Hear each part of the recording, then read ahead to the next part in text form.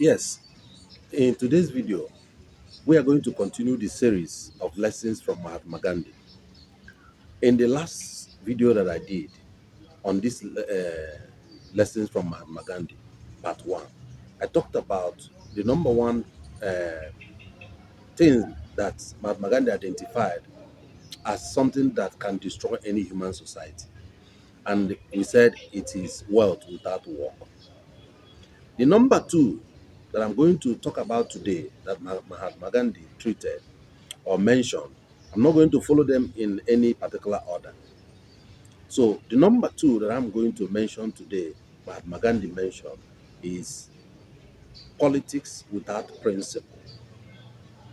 Politics without principle. So you remember Mahatma Gandhi in his days was a man that invented the non-violence means of civil disobedience that was later copied by the famous American human rights activist Martin Luther King Jr. So Mahatma Gandhi used the non-violent means of getting government or pressurizing government of his day to do the right thing and use public funds and public resources for public good and also come alive to their responsibility. So he said that politics without principle is one of the things that will destroy us. I'm sure that in your mind now, you will be thinking of politicians, the regular politicians that we know, and think that they are the people that are guilty of this offense or this sin, if you like. Do you know that you, as a human being, thinking that you are not a politician, do you know you're also guilty of this offense? Because, as the saying goes, man is a political animal. So, in that your family that you are managing, in that your relationship with your fellow human being, in that office where you work, you are doing politics one way or the other. After all, what is politics? Politics is simply defined as the process of aggregating and negotiating interests. So, this process of aggregating and negotiating interests, a lot of people do it using all sorts of means and methods. So, ask yourself, the method you are using to do your own aggregation and negotiation of interest, does it follow any well-known defined principle? And also the principle of social justice, live and let live, the principle of inclusion, the principle of consensus, or do you use all manner of techniques to shut people up, shortchange people, and take undue advantage of the system? So, if you're a politician, ask yourself, when you make a promise, do you live up to that promise? Or are you making empty promises just to hoodwink the people to vote for you? And after voting for you, or after getting what you want, which is that interest, you will abandon the promises that you have made. And the next time you will come is after 4 years, thinking that you are smart. Mahatma Gandhi said that this is one of the things that will destroy us as human society. So, guys, you can see that unless we begin to adopt this attitude of politics with principle, and that is why in developed world you continue to hear this thing called ideology. People belong to political parties on the basis of ideology, and that is why over there you don't see this problem of people jumping from one party to the other at the slightest provocation, because you cannot get a man to believe and accept a certain ideology that is different from the ideology that he, believes in naturally. And that's why it's very difficult to switch parties like that. When you go to America, for instance, there are families that are known to be Democrats. There are states that are known to be Republicans.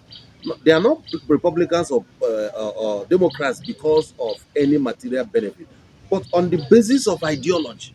Because the ideologies and the principles of any political party is supposed to be consistent, even though the methods of driving those ideologies and the other party um, you know, programs may be different, it may be changing, but the philosophy and the ideology ought to be consistent.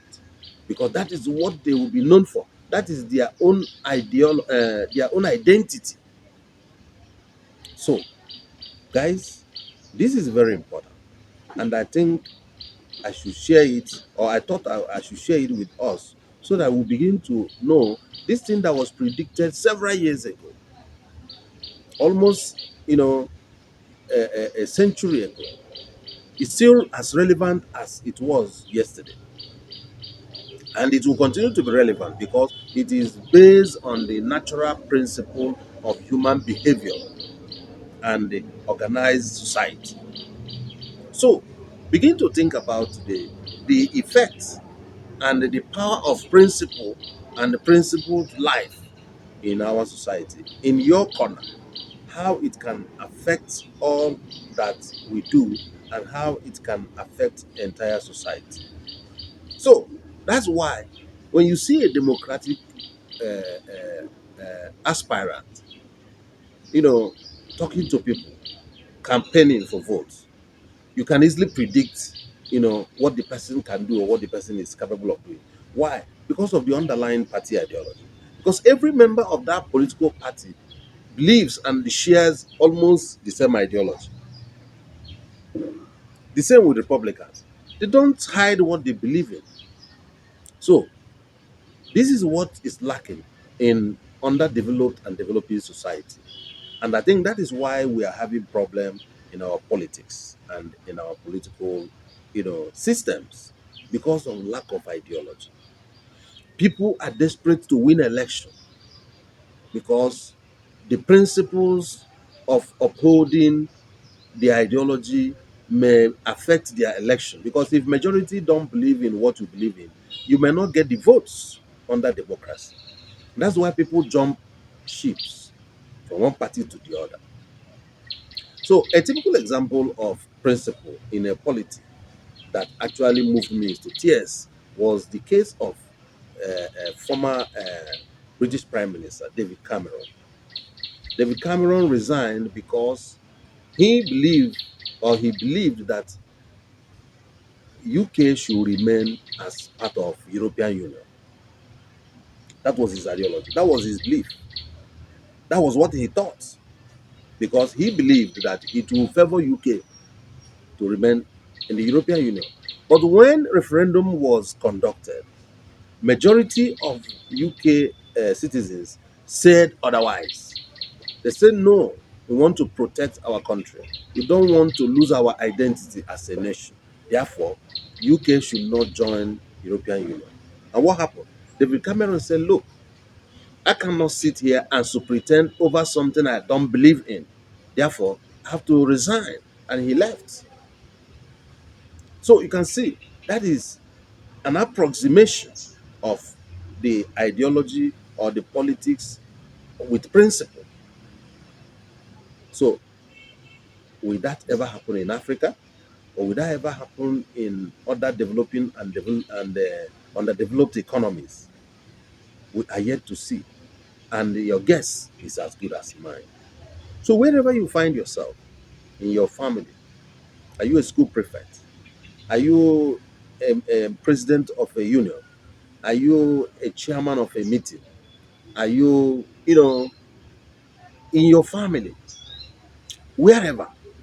Politics is something that goes on everywhere, but it must be done on the basis of principle. It is only when that happens that we can get a thriving and a society that is robust and, viable. Without that, the society is heading for destruction. So I hope this video, makes sense to you, and I hope you have learned one or two.